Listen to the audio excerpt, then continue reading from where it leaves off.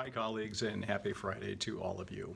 First things first, my wife Babs informed me that the last 2 Fridays she did not receive the email with my weekly message. I thought, must be something in the Gmail system, or you must have just gotten kicked out over the summer. And I didn't follow up with anybody. Then a couple of you just this week asked if I was doing a video message this week. What? I've been doing them since August 16th. Well, we discovered yesterday that since Chris Berg, our receptionist at MSCC, has taken over the new duties of pushing out my video message, that he actually didn't have access to all of the school news sites. So while he was pushing it out there, it really wasn't getting through to each of the school news sites. It was going to MSCC staff, but nobody else. And certainly admin were picking up on the link through my Friday Focus message. So, note to husbands.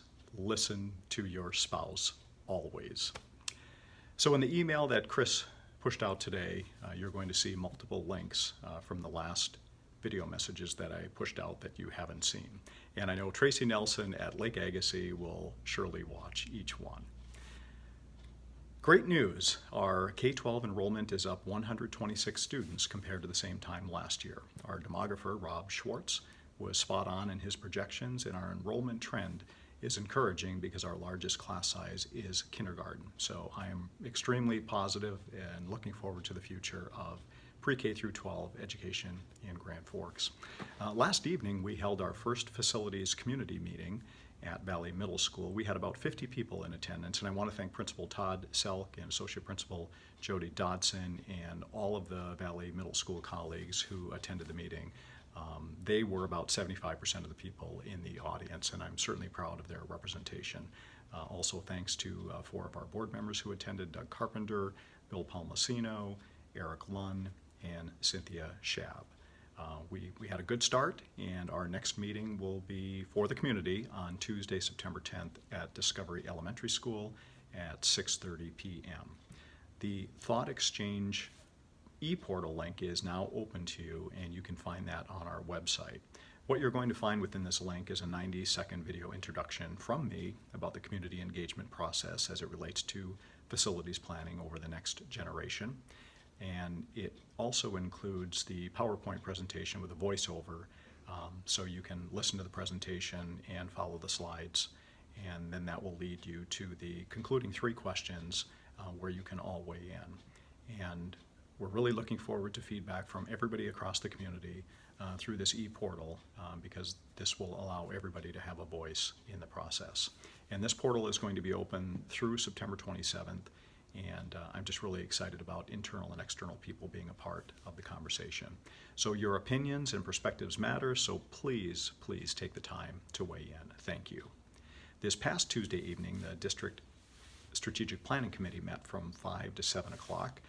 To continue its work. That was the second meeting, the second time that this group met.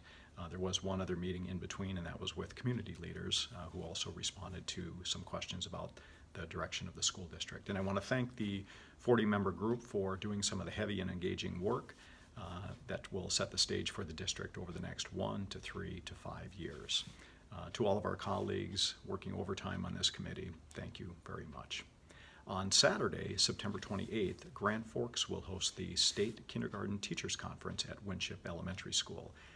This conference planning has been led by kindergarten teachers Tracy Plant and Michelle Onstead, along with several other kindergarten teachers across the district.